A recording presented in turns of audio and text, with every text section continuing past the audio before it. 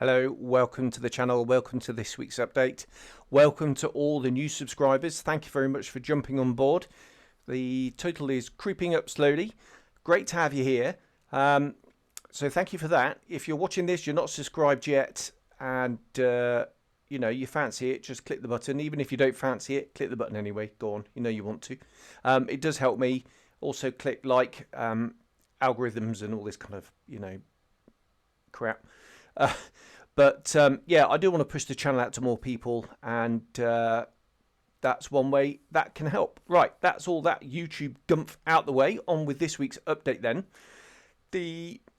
What's been going on the channel, part one of the Spitfires, the laminar flow design Mark 14 conversions, plural, 2 of them, bubble top and razorback. That went up last week, last Sunday. That deals with a little bit of an introduction and the cockpit. I'm starting to combine the two now into one video. People tend to like that. Not so good for the views, because obviously separate video and bumps up the view count. But having said that, I think personally it's a better project. One, it keeps the waffling down for part one. And two, we get on with the modelling straight away. So I hope you like that. Be great to get your feedback if you like that. Or, do you like a separate introduction? Let me know.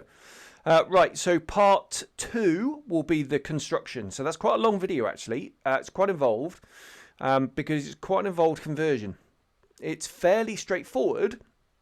There's just quite a bit of, cutting and shimming and, well, not shimming, but, cut and shut. That's what I meant to say. Quite an interesting video. If you're interested in doing any of the laminar flow designs conversions, certainly the Mark 14s, be it 48th or 32nd scale, it'll be a good watch. You'll get some good tips on that for sure. I do concentrate on, what is it first? I think I do the Razorback first because it's the more simple one, although it does have the E-wing conversion. And then I just do a bit of an add-on at the end for the bubble top and just some of the little differences in that. I've got a fruit fly flying around here somewhere. So quite an interesting video, quite in-depth on that, and hopefully very useful if you've got a laminar flow designs conversion set. And if you haven't, why not? Because they are utterly amazing. So part two goes out on Sunday, and then I still need to finish editing the part three, which is the painting and weathering and finishing. That'll be up with you the week after. Right, so that is that. Just over my shoulder is another finished project. This is the Edward Mustang in 72nd scale, and it's a beautiful little kit. I've got another one just over there that I'm going to do as soon as I finish the current project. More of that in a moment. I've done a slightly different video on this one in that it's more of a kind of in progress, chat along, sort of debrief as I go along, if that kind of makes sense. So a bit of an introduction, and then there's a bit on the cockpit, and then the construction, and then a bit of a debrief at the end after it's painted and weathered. The reason I've done that is because this is for a publication, and I didn't want to give too much away in that. What I am going to do though is the other Mustang I'm going to do as a normal project, probably a two-parter because it's quite a small aeroplane, and yeah, two-parter. So an introduction and the cockpit, and then maybe the construction as well, and then the painting, weathering, and then debrief at the end. That other one is going to be an F-51 Mustang, Korean War, Shark's Mouth, blah. Looking forward to that. This one, though, I did the fuselage in the acrylic dry brush paint, the dry brusher from Ammo by Meg. I obviously did the how-to and the kind of review how-to video thing on the paint mule. That's been very popular. Over 10,000 views now on that one. About,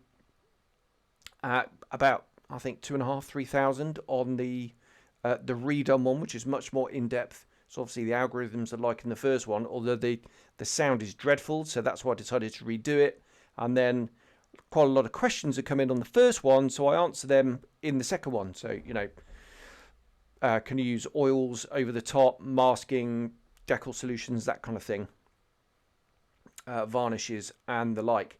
But I did the fuselage with that dry brushing technique, and I really, really like it. Will it replace my normal A stand, which is essentially Alclad? I don't think it will, but for acrylic users, I think it's a really good technique. But anyway, I've said a lot about that technique already. But this model, I love how it turned out. It's a tiny little thing, but yeah, lovely, lovely, lovely. And really looking forward to doing the other one. When that video goes out, I don't know. It's all pretty much, well, it is edited and ready to go up. What I'm going to do though is just see how the other projects and modelling blah goes on, and I'll decide when to drop that in, essentially. Right, okay, so that is the completed project. The in progress,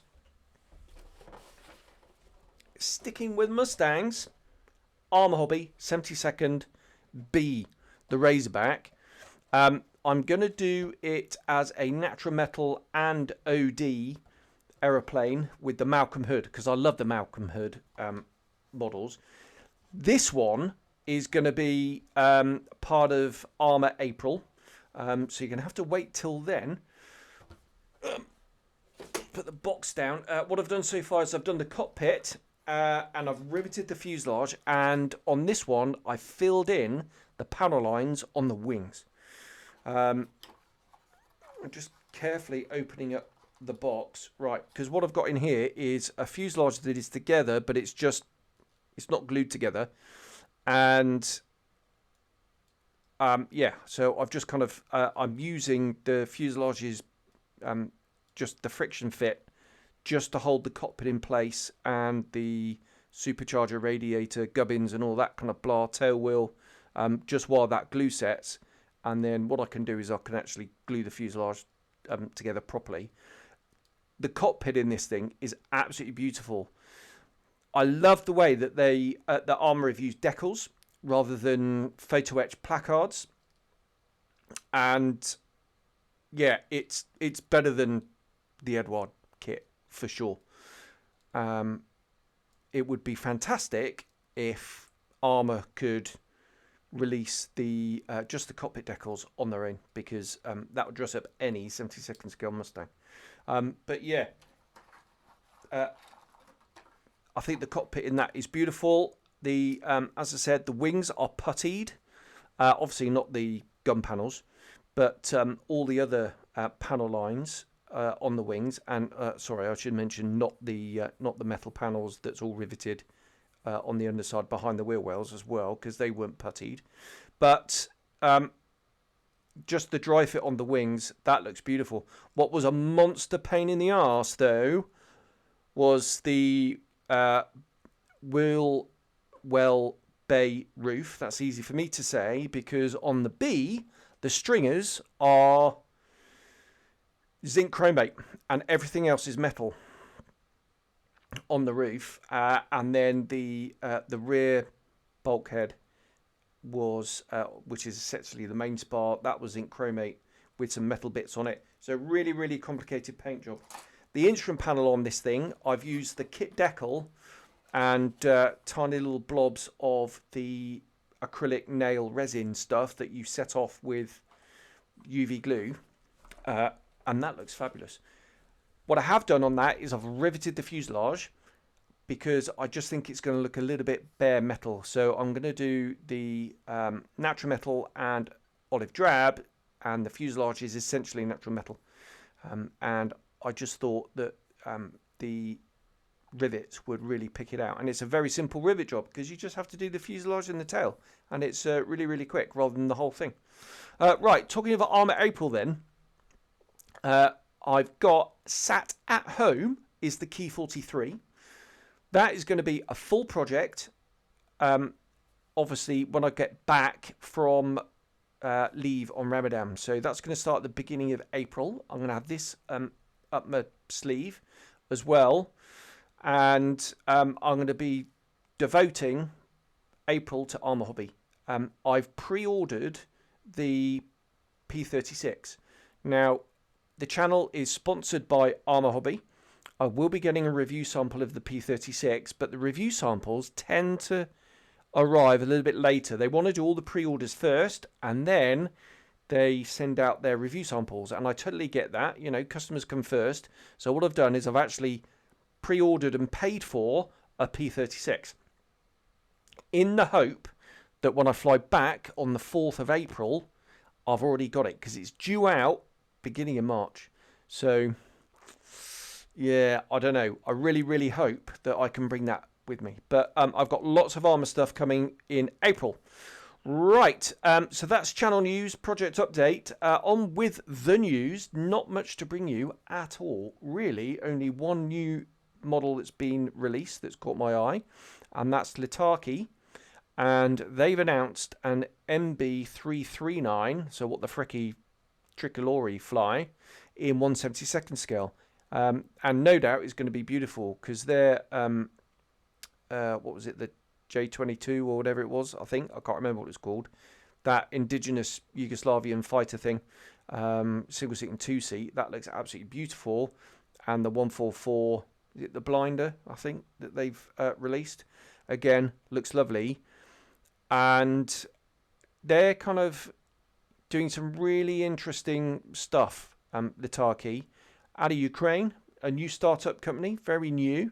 And we certainly wish them all the best. And let's hope they do a Hawk T1 at some point if they're going to do some jet trainers, because a modern, state-of-the-art, ultra-refined Hawk T1 is sadly missing in any scale. Right, there we are. That's it. That's the news. Very quick. A very quick update then. 12 minutes. Sorry, I was just looking at the timer. Bit of a short one this week. But thanks very much for all the nice, kind messages, because I haven't been very well. I'm feeling a lot better, but I've got a bit of a sinus infection. I've just today finished my course of antibiotics, but I want to see the doctor on Thursday, and he said no, not allowed to fly, which is a real shame.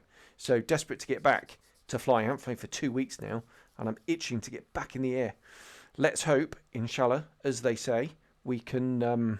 I can talk the doctor around into letting me fly, but you got to look after your sinuses and ears. We don't want to mess things up there. Right, okay, I'm starting to waffle now, so I've got to be careful. Look out on Sunday for part 2 of the Laminar Flow Design Spitfire project. Like I say, it's the construction, it's the conversion. It's a very interesting video, I think. And then, lots coming on the channel to look forward to. So thanks very much, and I'll see you soon. Cheers, bye-bye.